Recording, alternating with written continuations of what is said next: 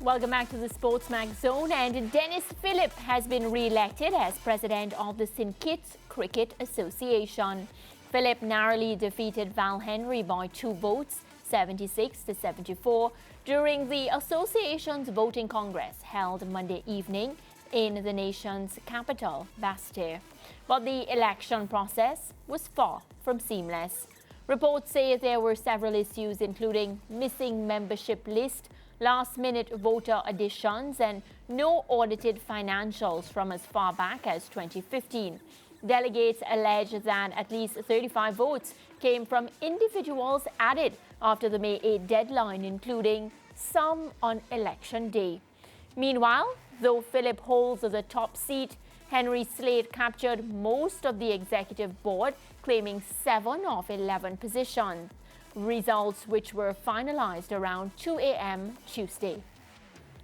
Joining now via phone to discuss the election, including calls for an independent probe, is Vernon Springer. Vernon, welcome to the show. Thank you so much for joining us this afternoon. Hi, good afternoon. How are you doing? I'm doing good. Happy, of course, that you could join us. So let's start by talking about the environment, the climate in which this election was held. Can you give us an assessment of what took place? Well, let me just say congratulations are in order for the incumbent president, Dennis Phillip, and the entire new executive of the St. Kitts Cricket Association. I think within my lifetime, I think this has to be easily one of the most critical cricket elections that maybe might have taken place in St. Kitts. And I'm still trying to figure out in terms of why the hype and what happened. But in the end, I think leadership matters. So the leadership positions, you had two personers in Val Henry and Calvin James trying to challenge Dennis Phillip.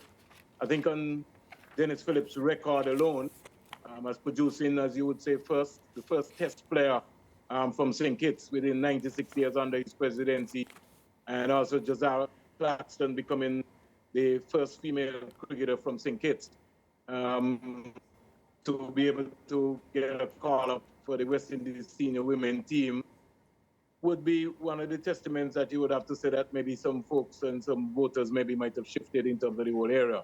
I would like to see going forward, the new executive look to make some amendments on the St. Kitts Cricket Association. And when I say amendments, I'm talking about, I see everybody was making noise about presenting their own slate. But if I know very well as a former General Secretary of the St. Kitts Cricket Association, the Constitution only reads to individual positions. So this concept about slate, Dennis Phillip slate and Val Henry slate and Calvin James coming up is really a sort of situation where going forward, if that's the way that the membership wants to go, then that's what it's going to be. So if you realize that's why maybe the process took so long, because within the last 20 years, I think maybe this might have been the most persons that maybe voted in the St. Kitts Cricket Association general elections, over 150 something. So almost every position that was there had to be voted on. So congratulations are in order for that. And like I said, I think the time has come now where a lot of things have not happened locally for St. Kitts cricket. And so I think almost all of the players are going to have to come on board. One, there has to be a serious communication between the Ministry of Sports Department in St. Kitts, and there also needs to be a proper dialogue with the Nevis Cricket Association. There's just too much talent between St. Kitts and Nevis to tell me that we don't have enough cricket being played between the Twin Island state, between St. Kitts and Nevis.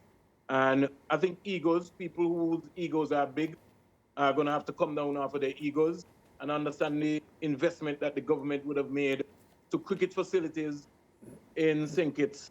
Maybe not so much in Nevis, but mainly in St. Kitts, so that they could be able to utilize both St. Kitts and Nevis as a venue. If you look at St. Kitts and Nevis, or you look at St. Kitts, you will see that St. Kitts has hosted a lot of international cricket and also regional cricket. Some of that I would like to be also see shared in Nevis, where when teams come to St. Kitts, they have an opportunity where they can go across to Nevis and also get a chance to play. There was a Leeward Island tournament the other day being played in St. Kitts. There were no matches at all in Nevis. I'm saying the islands are too close. The transport ferry is just active, and we maybe just need to be able to make sure now that the talking is finished and we get some action going. Because in the end, like I said to you, Mariah, it's just only the cricketers in St. Kitts and Nevis per se that are separate. Okay, Vernon. Yeah, just one quick one. Well, a couple of things to clear up quickly, Vernon. You spoke about the issue of slates, and correct me if I'm wrong, but having slates does not mean that you will not be voting individually. So although as the president you come with a slate, the executive positions are still voted on individually. The slate is really just to say these are the individuals I would like as part of my executive. Of course, the members can vote differently, which of course has happened in this case. Well, the only reason why I made that comment was if you follow what some of the comments said from some of the persons who participated in the election, there were some folks who were saying that once Dennis Phillip won the presidency, then it automatically should have been just the entire Dennis Phillip slate. There's another school of thought for saying, just like what you said, which is by the Constitution, that you have to vote for all members. Now, everybody who is on that executive are professionals. And I would hope that in the interest, notice what I said, in the interest of St. Kitts cricket, that everybody, all the bad blood and everything that was said last evening at Royal St. Kitts, that people would now come together and figure out what is the position of St. Kitts cricket? How can we make a difference? I found over the years that a lot of people served on the association and really didn't put in the work. We had more talkers than action. So we really need to get on our bike. Yeah, completely get that, Vernon. And another thing I want you to clear up, because you spoke a lot about the Nevis Cricket Association, and honestly, I've been wondering this from last week. Why is St. Kitts and Nevis not under one cricketing banner? Why are there separate associations at that level? Maybe you can explain that for us. Well, that was under the Leeward Islands Cricket. In fact, at that time, the Leeward Islands Cricket Association, something which was designed where Nevis would participate on its own, St. Kitts would participate on its own. It's not like so much like Antigua and Barbuda, where you have all the talent maybe on one side. Nevis, if you look per capita, the amount of test players that they would have produced, it showed you that they would have punched above their weight. But barring that, I also want to feel, and come back to the St. Kitts Cricket Association, if you check and you recognize, the clubs really don't have a say. And this is something which I find has really played cricket, even in Antigua, where I am right now, Antigua and Barbuda. If you check, if the Antigua and Barbuda Cricket Association calls elections tomorrow, the clubs are almost like a minority in everything in terms of what's happening. It's the individuals that decide what is going to happen. So club structure is also going to be important. And when I say club structure, I'm talking about maybe establishing more clubs or maybe bringing in school teams to be able to make up their membership. But it's something I think that the St. Kitts Cricket Association is going to be challenged about. Also, female cricket, women's cricket.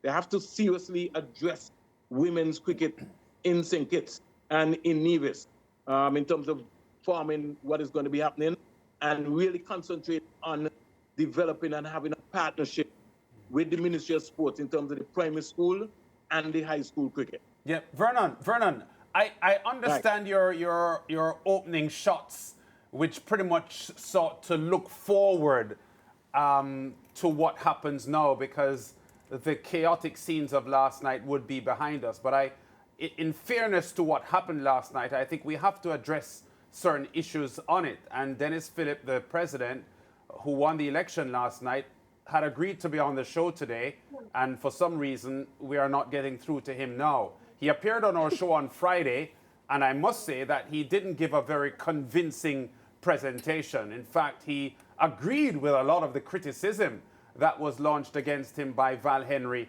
and Calvin James. Henry is describing last night's AGM as the most chaotic and undemocratic in the history of the St. Kitts Cricket Association.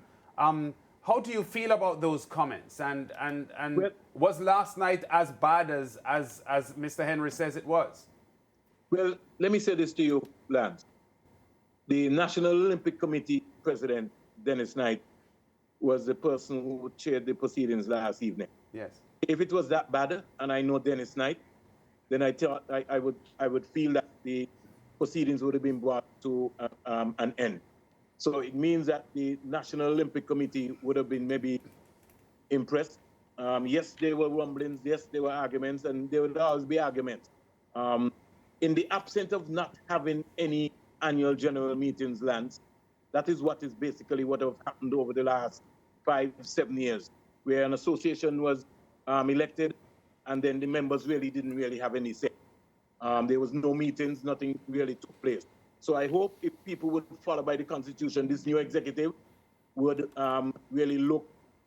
Plus, I just want to say, Lance, and let's not be quick, let's not figure out that things didn't happen or things not happen over the years. There also needs to be an independent review. They got enough capable people in St. Kitts, the former president, Ricky Skerritt, Charles Wilkin.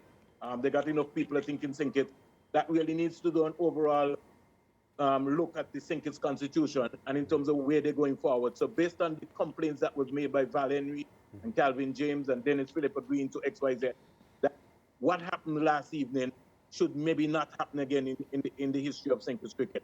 Yeah, well, we're going to leave it there because we're out of time, but I'm happy you said that. And Dennis Phillip did admit on Friday's show that he agrees that it is a problem that clubs end up being a minority when it comes to them having a say in who runs the cricket. And you just said the same thing. And Dennis Phillip agreed that he doesn't think it's the best way. And somehow I think because it is the way it is, it contributed to him winning. But we leave it there, and we'll talk again, I'm sure, because we're going to follow the St. Kitts Cricket Association and its leadership performance in the coming years. Hey, thank you very much, man. God bless you guys. Yeah, Vernon Springer there, long-time journalist, coach, and talk show host as well. We go to break. We'll be back with more on The Zone after this.